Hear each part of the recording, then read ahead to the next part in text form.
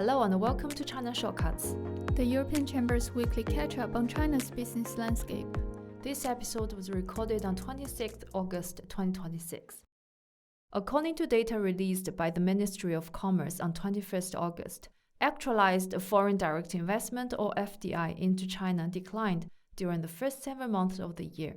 Between January and July 2026, China attracted 438 billion yuan of utilized FDI, 6.2% less than a year prior.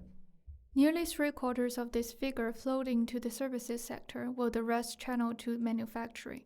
FDI into high-tech industry saw strong growth, increasing by 32.7% year-on-year to stand at 182.3 billion yuan, and accounting for 41.6% of actualized FDI over the same time frame.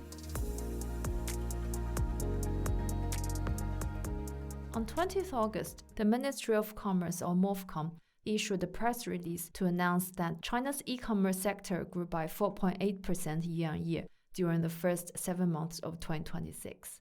It also noted that the e-commerce sector accounted for more than half of all retail sales of consumer goods and services-related growth generated over the same period. Sales of online travel and life services both performed particularly well, increasing by 24.9% and 16.3% year-on-year respectively, as did online sales of agricultural products, which recorded 12.8% year-on-year growth. On 20th May, the European Commission opened an investigation under its foreign subsidies regulation into Chinese company JD.com's proposed acquisition of German retail company Seconomy. On 19th August, China's Ministry of Justice issued an official response, declaring that the EU's investigation constituted unjustified extraterritorial jurisdiction, and that with immediate effect, no organization or individual may implement or assist in the enforcement of such improper extraterritorial jurisdiction measures. The investigation marks China's second use of its regulations on countering improper extraterritorial jurisdiction, which were issued in April by the State Council. In May 2026, China's Ministry of Justice declared an EU probe into Chinese security equipment company Noctec, also initiated under EU's FSR, as unlawful. Multinational companies operating in China are increasingly at risk of being caught between a rock and a hard place due to conflicts between Chinese laws and regulations and those in third countries or markets, including the EU and its member states. In addition to the EU's foreign subsidies regulation, it is not clear if businesses either operating in China or sourcing from the country will be able to comply with other EU regulations, including the Carbon Border Adjustment Mechanism or CBAM, and the Corporate Sustainability Due Diligence Directive. On 13th August, the EU's End-of-Life Vehicles ELV regulation entered into force, revising rules on the design, production, collection, and treatment of vehicles at the end of their life. The regulation aims to strengthen circularity in the automotive sector by improving resource efficiency, increasing the recovery and reuse of valuable materials, and enhancing the environmental performance of vehicles throughout their life cycle. It also aims to reduce Europe's dependence on importing virgin raw materials by increasing the rate of recovery of critical raw materials, including steel, aluminum, copper, and rare earth elements, from vehicles at the end of their life.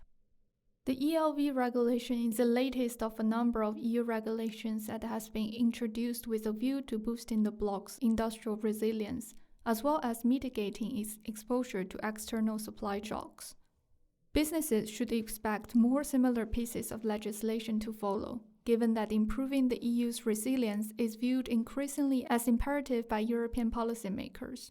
In this regard, events such as the COVID-19 pandemic, Russia's invasion of Ukraine, China's 2025 imposition of new export controls on rare earth elements, and the ongoing conflict in the Middle East have all underscored the fragility of global supply chains.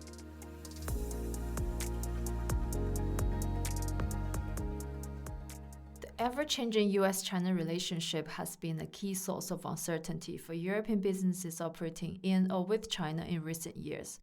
Following a landmark summit held this summer, it was announced in June that both sides had agreed to establish a trade council, under which they would discuss how they can cooperate economically, with a view to reciprocally reducing tariffs on $30 billion worth of goods. Washington and Beijing are also currently in communication regarding a potential high-level bilateral exchange set to take place later this year, which has AI governance and industrial cooperation on the agenda.